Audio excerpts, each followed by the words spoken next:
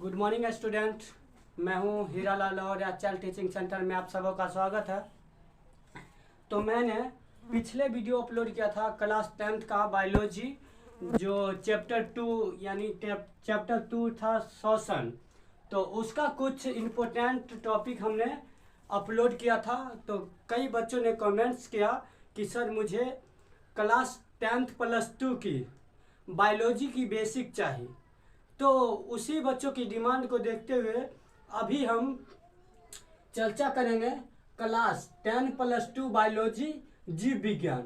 और जीव विज्ञान इस पे हम चर्चा करेंगे, जैसे जीव विज्ञान किन दो से कैसे बना, कौन कौन से शब्दों से बना है और इसका उत्पत्ति, इसका नामकरण किसने किया, इसका जनक कौन है, इसका नामकरण कब किया गया, यानी कहा जाए तो इसके बेसिक A to Z पे चर्चा करेंगे। और उसके बाद हम चैप्टर फर्स्ट पे चलेंगे, जो हमारा चैप्टर फर्स्ट है जीवों में जनन।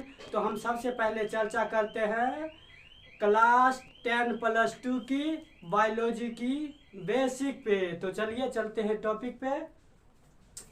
सबसे पहले जानते हैं बायोलॉजी। तो बायोलॉजी जो है, बायोलॉजी दो शब्दों के मेल से बना है।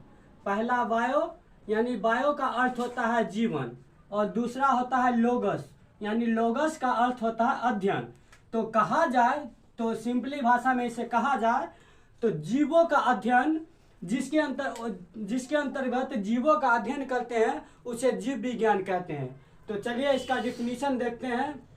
विज्ञान की वह शाखा, विज्ञान की वह शाखा यानी जीव विज्ञान जो आता है विज्ञान के अंतर्गत आता है, तो इसीलिए जीव विज्ञान को विज्ञान का शाखा कहा गया है। तो विज्ञान की वह शाखा जिसके अंतर्गत जीवन का अध्ययन करते हैं जीव विज्ञान कहलाता है। तो जीव विज्ञान, जीवों का अध्ययन करना ही क्या कहलाता है, जीव विज्ञान कहलाता है। तो अब जीव विज्ञान जान गए जो बायो और लोगस शब्द से बना है। तो इसको बनाया किसने और कब बनाया? तो जीव विज्ञान का नामकरण सर्वप्रथम 1802 ईस्वी में लैमार्क, जो कि फ्रांसिस के रहने वाले थे, लैमार्क जो थे फ्रांसिस के रहने वाले थे, एवं ट्रेवेलस नामक वैज्ञानिक। और ये ट्रेवेलस जो था ये जर्मन वैज्ञानिक था। इनका जन्म जो जर्मनी में हुआ था। ट्रेवेलस नामक वैज्ञानिक ने जीव विज्ञान का किया, यानी जीव विज्ञान का नामकरण 1802 ईस्वी में फ्रांसिस वैज्ञानिक लैमार्क एवं जर्मन वैज्ञानिक ट्रेवेलस नामक विज्ञानी ने इसका नामकरण किया। बायोलॉजी का नामकरण हिंदी में कहा जाए तो जीव विज्ञान का नामकरण किया। जीव विज्ञान का जनक अरस्तु को कहा जाता है, यानी इसका नामकरण किसने किया? 1802 ईस्वी में फ्रांसिस वैज्ञानिक लैमार्क एवं जर्मन वैज्ञानिक ट्रेवेलस ने इसका नामकरण किया, और विज्ञान का जनक अरस्तु को कहा जाता है। तो विज्ञान का अध्ययन आसानी से करने के लिए, जैसे कोई भी हार्ड वर्क होता है तो उसको करने के लिए क्या करते हैं, जैसे 2 आदमी भिड़ गए, 3 आदमी भिड़ गए, 4 आदमी भिड़ गए, उससे क्या होता है, वो काम जो होता है आसान हो जाता है। तो अगर वह काम को अकेला करेगा तो वह काफ़ी हार्ड होगा और एक आदमी उसमें परेशान हो जाएगा। तो उसी को आसान करने के लिए दो या दो से अधिक व्यक्ति मिलकर उस काम को करता है ताकि वह काम आसान हो जाए। तो उसी प्रकार जीव विज्ञान का अध्ययन करने के लिए, जीव विज्ञान का आसानी से अध्ययन करने के लिए जीव विज्ञान को 3 भागों में बांटा गया। जीव विज्ञान को क्या किया गया है, यानी आसानी से उसका अध्ययन कर पाए, इसके लिए 3 भागों में इसका विभाजन किया गया है। तो इसका विज्ञान का तीनों शाखा क्या है? पहला बॉटनी वनस्पति विज्ञान, और दूसरा क्या है जूलॉजी जो जंतु विज्ञान, और तीसरा हमारा माइक्रोबायोलॉजी सूक्ष्म जीव विज्ञान। तो जानते हैं बॉटनी यानी वनस्पति विज्ञान क्या है। तो इसके अंतर्गत यानी वनस्पति विज्ञान, पहले ही कहा गया वनस्पति यानी क्या होगा, तो पेड़ पौधा। तो इसके अंतर्गत हम पेड़ पौधे के बारे में अध्ययन करते हैं। और वनस्पति विज्ञान का जो जनक है, इसको वनस्पति विज्ञान का जनक थियोफ्रेस्टस को कहा जाता है। और आगे चलते हैं जूलॉजी यानी जंतु विज्ञान। इसके अंतर्गत पहले इसका नाम है जंतु है इसका नाम। तो क्या करेंगे, इसके अंतर्गत जंतु के बारे में अध्ययन करेंगे। तो इसके अंतर्गत जीव जंतु का अध्ययन करते हैं। इसका जनक अरस्तु को कहा गया है। बॉटनी का जनक जो था थियोफ्रेस्टस को, और जूलॉजी यानी जंतु विज्ञान का जनक अरस्तु को कहा गया है। और अगला है माइक्रोबायोलॉजी यानी सूक्ष्म जीव विज्ञान। इसके अंतर्गत सूक्ष्म जीव के बारे में अध्ययन करते हैं।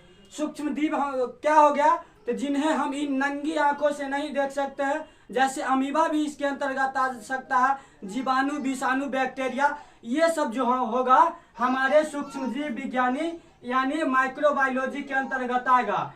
तो इसका जनक जो है माइक्रोबायोलॉजी यानी सूक्ष्म जीव विज्ञान का जनक जो है ल्यूवेनहॉक को कहा गया है।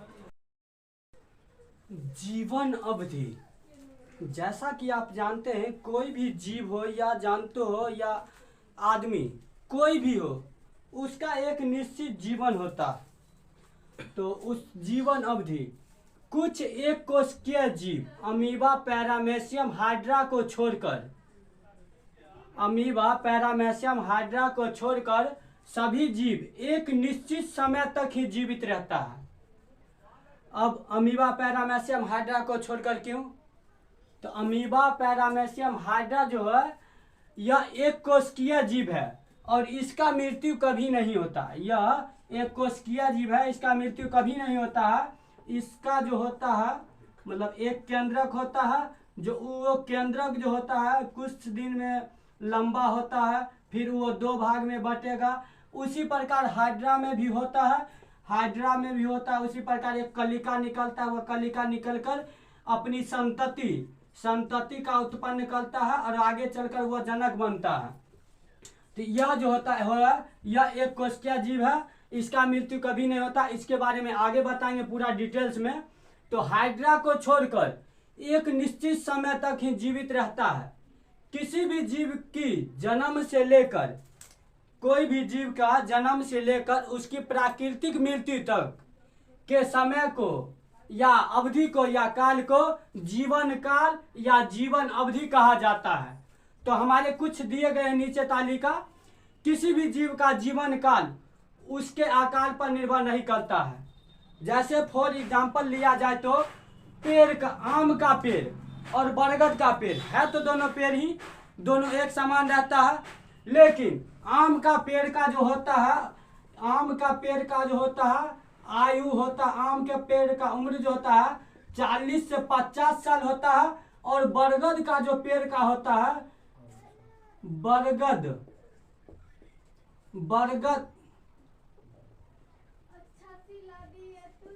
बरगद के पेड़ का जो होता है आयु काल होता है वह 2500 वर्ष होता है। 2500 वर्ष होता है। तो है दोनों पेड़ ही दोनों एक समान का भी है, लेकिन यह आम के पेड़ का उम्र कहाँ पर 40 से 50 साल और बरगद के पेड़ का 2500 वर्ष।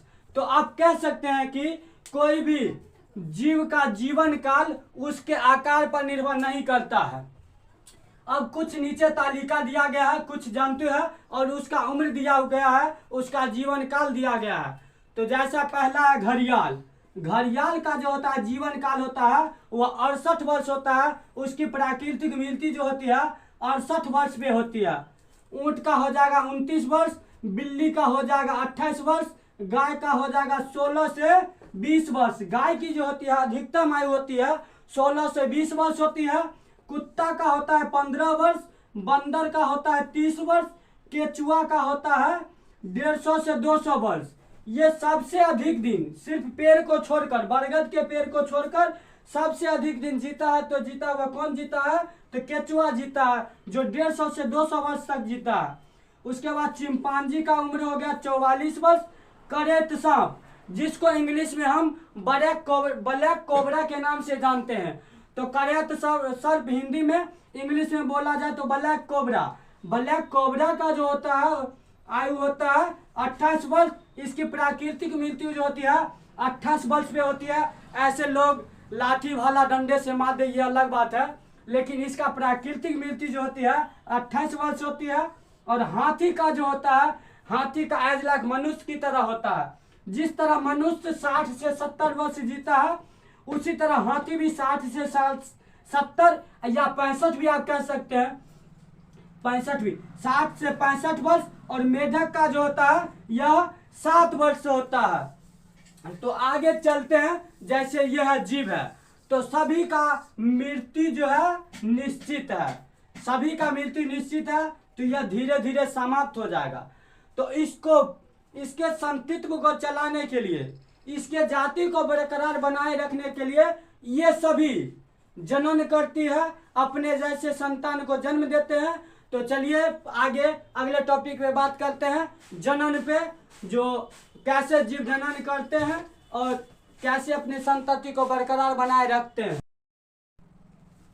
तो जीवों में जनन, जैसा कि आप सबों को पता है, कोई भी जीव अपने अस्तित्व को बनाए रखने के लिए, अपने जाति को बनाए रखने के लिए जनन करता है। जीवों में जनन अपनी जाति को बरकरार बनाए रखने के लिए अति आवश्यक है।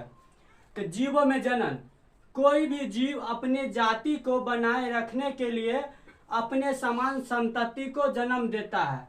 यह क्रिया जनन कहलाता है। जनन क्या है? तो कोई भी जीव अपने जाति को या अपने अस्तित्व को बरकरार बनाए रखने के लिए अपने जैसा जीव को जन्म देता है। यह प्रक्रिया क्या कहलाता है? जनन कहलाता है। तो जनन मुख्यतः 2 प्रकार का होता है। There are 2 types of reproduction, यानी जनन 2 प्रकार का होता है। पहला हो गया लैंगिक जनन यानी सेक्सुअल रिप्रोडक्शन, और दूसरा हो गया अलैंगिक जनन और सेक्सुअल रिप्रोडक्शन। तो अब बात करते हैं सेक्सुअल रिप्रोडक्शन यानी लैंगिक जनन क्या है। तो प्रजनन की वह क्रिया जिसमें 2 युग्मक भाग लेते हैं, तो वह 2 युग्मक क्या होगा? नर युग्मक और मादा युग्मक। 2 युग्मक भाग लेते हैं, लैंगिक जनन कहलाते हैं। लैंगिक जनन अलैंगिक जनन की अपेक्षा धीमी गति से होता है। लैंगिक जनन जो होता है अलैंगिक जनन की अपेक्षा धीमी गति से होता है, और अलैंगिक जनन लैंगिक जनन की अपेक्षा तेज गति से होता है। लैंगिक जनन उच्च श्रेणी के जीवों में होता है। कहा जाए तो लैंगिक जनन जो होता है स्तनधारियों में भी होता है, तो लैंगिक जनन उच्च श्रेणी के जीवों में होता है। तो अब देखिए उसका कुछ स्ट्रक्चर है। नर युग्मक और मादा युग्मक मिलने से युग्मनज का निर्माण होता है, और वही युग्मनज कुछ समय के बाद जीव का निर्माण करता है। तो आगे बात करेंगे हम अगले वीडियो में अलैंगिक जनन के प्रकार, विखंडन, कायिक प्रवर्धन, ये सभी जो है अलैंगिक जनन के प्रकार है। तो आगे इस सब पे चर्चा करेंगे। अगर आपको कोई भी परेशानी होगी, कोई भी सब्जेक्ट में परेशानी होगी, तो आप हमारे चैनल HL टीचिंग सेंटर पे क्लिक करके कमेंट कर सकते हैं, और मैं आपके सभी परेशानियों को सॉल्व करेंगे, और सिर्फ इजी तरीका से। तो चलिए, अगर वीडियो पसंद लगा हो तो प्लीज़ लाइक, सब्सक्राइब और शेयर अपने दोस्तों को ज़रूर करें, ताकि आपके दोस्तों भी यह सिंपल लैंग्वेज में सीख सके। फिर मिलते हैं नेक्स्ट एपिसोड में। बाय।